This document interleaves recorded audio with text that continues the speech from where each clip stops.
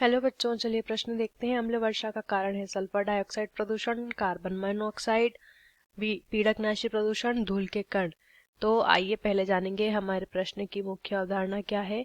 हमें प्रश्न में क्या पूछा गया है। हमें पूछा गया है कि अम्ल वर्षा का कारण। अम्ल वर्षा, देखिए क्या होता है, अम्ल वर्षा क्या होती है पहले समझ लेते हैं।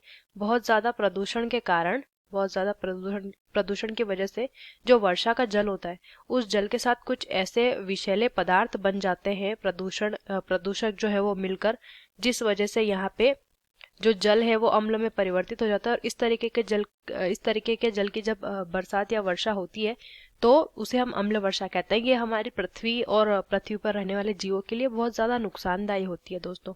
तो अम्ल वर्षा में क्या होता है, देखिए कैसे होती है अम्ल वर्षा। जब वर्षा होती है उस समय अगर वातावरण में क्या है, सल्फर डाइऑक्साइड का प्रदूषण है, SO2 यहाँ पे प्रदूषक के रूप में अगर मौजूद है, तो वर्षा का जल होता है H2O। और SO2 अगर यहाँ पे मिल जाती है तो ये दोनों मिलकर क्या बनाते हैं, H2SO4 बना लेते हैं। H2SO4 जिसे हम सल्फ्यूरिक अम्ल भी कहते हैं, जिसे हम सल्फ्यूरिक लिखेंगे ठीक से, सल्फ्यूरिक अम्ल भी जिसको हम कहते हैं, लिख लेते हैं सल्फ्यूरिक अम्ल इसे हम कहते हैं। जब ये सल्फ्यूरिक अम्ल वर्षा के रूप में पृथ्वी पर गिरता है तो पृथ्वी के प्राणियों, पृथ्वी पर रहने वाले प्राणियों पर और जो हमारी मृदा होती है उसको भी बहुत ज्यादा नुकसान होता है। तो ये क्या है, SO2, इसे हम कहते हैं सल्फर डाइऑक्साइड। तो विकल्प ए सही होगा। कार्बन मोनोऑक्साइड ये वायु प्रदूषण के लिए उत्तरदायी है। अम्ल वर्षा ये नहीं करती है। ठीक है।